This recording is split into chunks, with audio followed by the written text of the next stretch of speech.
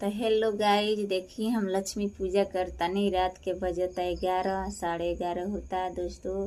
तो लक्ष्मी पूजा करता नहीं। अगर लक्ष्मी मारे दर्शन दे दें तो प्लीज़ फ्रेंड सब कोई जय लक्ष्मी में कमेंट में ज़रूर लिखें। तो देखिए हम पूजा कैसे कैले बानी। देखिए दोस्तों जय लक्ष्मी में गणेश भगवान ज़रूर कमेंट में वालों लिखें। और पूजा हम कर चुकल बानी, अकेले बानी फ्रेंड, ऐसे पूजा करे के बेरा ना वीडियो बना पावे नहीं। तो हमार पूजा कैसन लगा वाला कमेंट में ज़रूर बताएं। सब देव लोग के भोग लगैले बानी। देखिए इधर कुल के देव बानी हमनी के।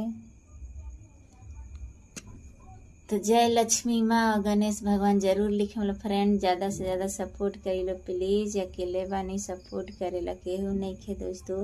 तो ज़्यादा से वीडियो से शेयर करी प्लीज़।